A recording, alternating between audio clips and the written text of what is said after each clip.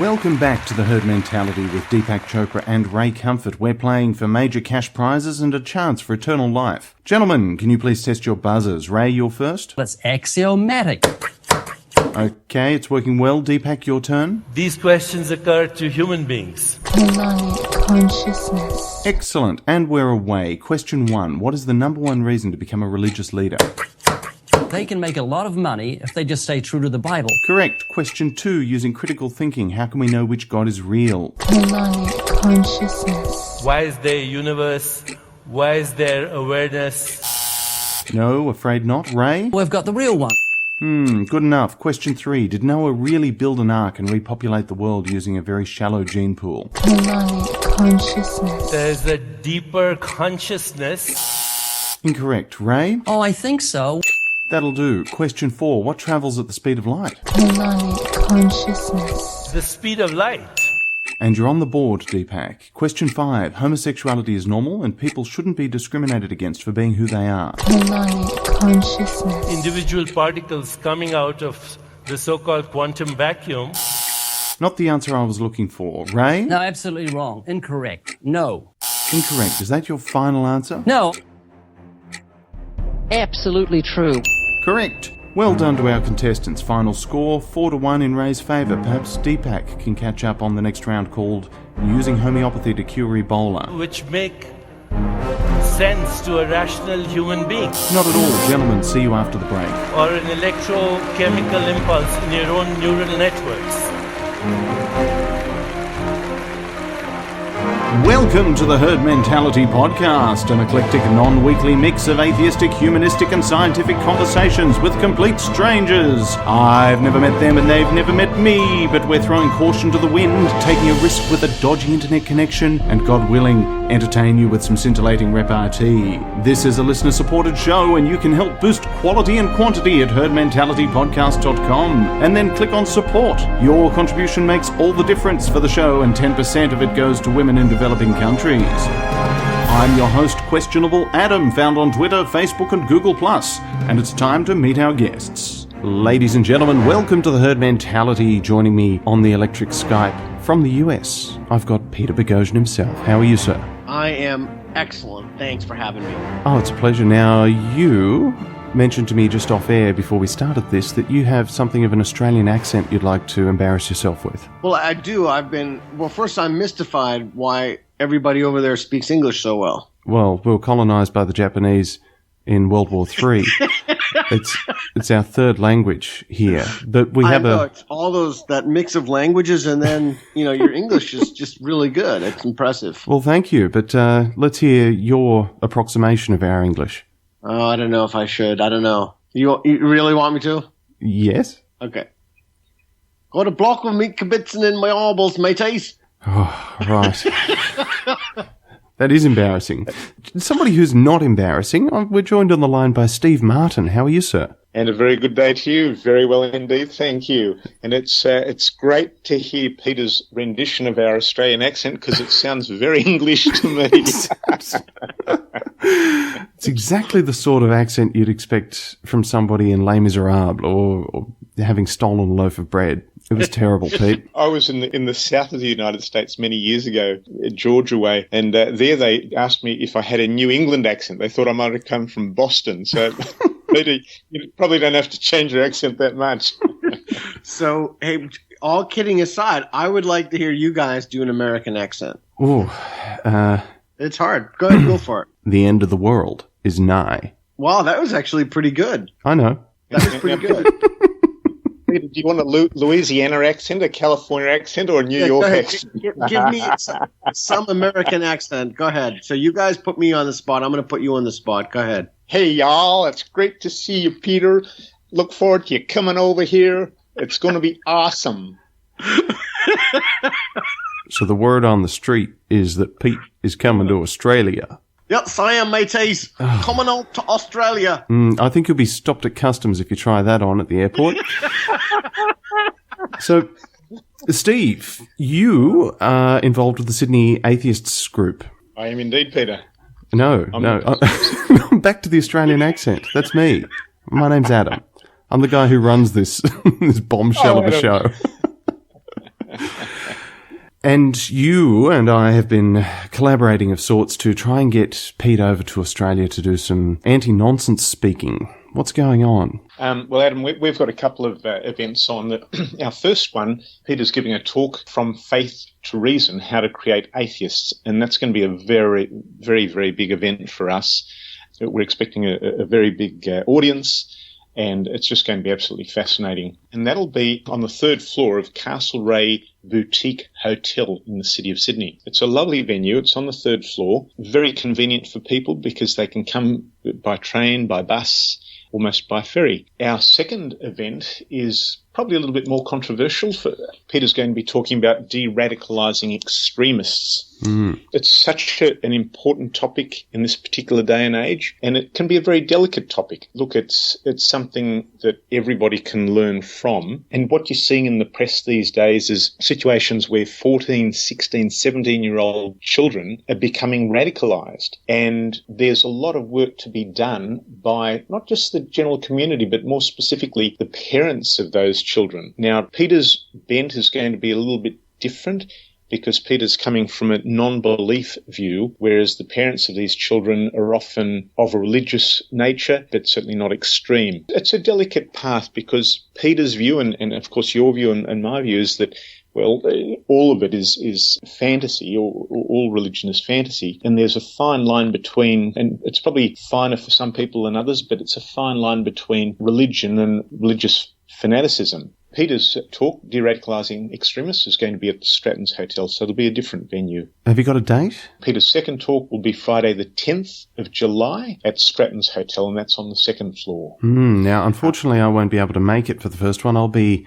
an international man of mystery. But after Pete's second talk in Sydney, we're doing a live recording of this very podcast, and I'd like you both to turn up if you could. It could be good fun. So that's Absolutely. the 11th of July at the Royal Hotel on Blaxland Road in Ryde. We'll be doing some damage there, so guys, come along, and if you can, flick me an email, please, adam@herdmentalitypodcast.com to RSVP. So, Pete, what are you looking forward to most about Australia? Meeting people, seeing things. Probably meeting people. I'm looking forward to that the most. Seeing things. I'm going to see a Tasmanian devil. You'd be the only one.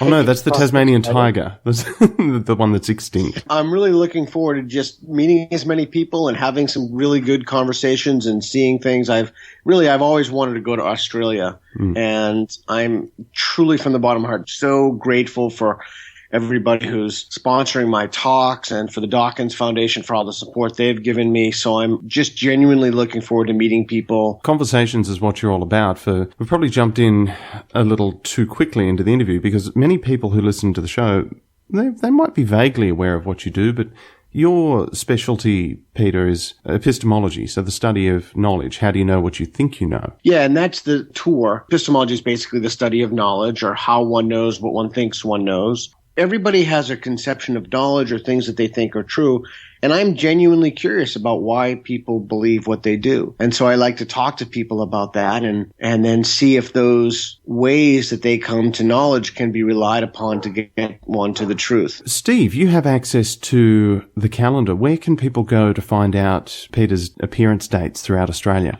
Adam, probably the easiest thing to do is to log on to trybooking.com, and at that site they can type in Peter Boghossian and they'll find pretty much all of the events are listed on TryBooking one way or another. Our first event is trybooking.com/HJVF. Just to repeat, trybooking.com/HJVF. And the events that Peter is going to, of course, include Brisbane, Melbourne, Adelaide, Launceston, Perth, Canberra, and Newcastle. So he's doing a very, very comprehensive tour. All over the place, like a Suicide Bombers t-shirt. We're looking forward to it, Pete. Yeah, so I just wanted to say that in particular, I'd like to encourage people who don't agree with my conclusions or my book or, well, my forthcoming app. I don't want this to be a love fest where everybody sits around and talks about, we all agree about how we know. Hopefully, we can have some people who have other ways of knowing, and they can tell us what those ways of knowing are. And then we can see if those ways of knowing can be relied upon to get one to the truth. So, if for example, you're listening to this and you're really certain that your superstition is true or can be relied upon to get one to the truth, I would really like to know how you know that. So maybe you can come and share that with us and we can talk about that. Well, just to have a tryout for this event, this upcoming tour, I've got Deepak Chopra on the line. Are you there, Deepak? So I'm not here to convince you that you should believe in anything. No, I made that up. That'll get cut. Don't worry. I thought that was really funny. Hello? Yeah, Peter, how do you know what you think you know? Gentlemen, anything else to add before we shuffle along? Well, I'd like to add a few things. So I have, in addition to the talks that are coming up in Australia, hopefully my app will be out by then. It's at atheos-app.com, and it's a comprehensive tool to have conversations with believers to make those conversations more productive, to help believers become more thoughtful and less dogmatic about what they believe. And so it's a counter-apologetics training app of sorts. I wouldn't use that language necessarily. It's being sponsored by the Dawkins Foundation. Instead of looking at it in terms of winning an argument, I'd like to look at it in terms of an intervention, a way to intervene in the way that people come to knowledge, to just be more thoughtful about their beliefs. And look, as I've said before, you and I have spoken about this, it's always possible that someone knows something that I don't know. And if that's the case, I want to know what it is so I can know it too. But more importantly, know how they know it. That's the issue right there. The issue is not the conclusions one comes to. It's how people form knowledge. If we can clean up the way we come to knowledge, then a natural consequence of that is we will hold more true beliefs and fewer false beliefs, particularly the latter. Very well. Steve? Adam, look, I'm just hugely excited by Peter's tour. It's just going to be awesome. Peter has an approach to theists that is probably the most ideal situation. The difficulty when you attack a person of religious faith or attack their beliefs is that they become more and more defensive and more, not necessarily outwardly aggressive, but certainly internally more aggressive towards your view, and you win nothing. But by asking questions and challenging people to think about what they believe, that can be a very, very strong and powerful means of deconverting people from religion. So really, I see a few ways of talking to the religious, and one is showing them the scientific method, which Richard Dawkins is excellent at. Next, there's the psychological method, which to a degree Peter is using. Next is the philosophical, and then of course there's the logical, and we ask people of faith to look at their material and come to grips and come to terms with the fact that there are inconsistencies and contradictions in their beliefs. So Peter's view and method is one of 4 methods that one can indulge in, and I think it's very, very important. Very well, gentlemen. I look forward to doing some damage with you down under. Excellent. I can't wait. Thanks for coming on the show. Thanks so much. Here's a tweet by Chris Krasmensky.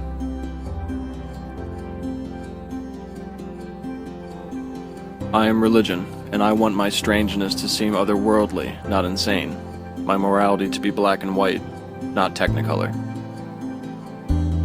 Follow Chris at CEK Books and grab his latest work, All These Quiet Places, a collaboration with Jen August about domestic violence, on Amazon or Barnes & Noble.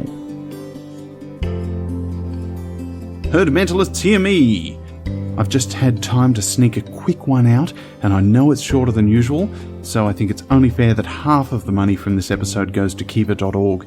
So this episode will be helping the following women: Lucia, Beatriz, and Daisy in El Salvador, as well as Bibi, Soroya, Matulba, and Sohib Jamal in Tajikistan.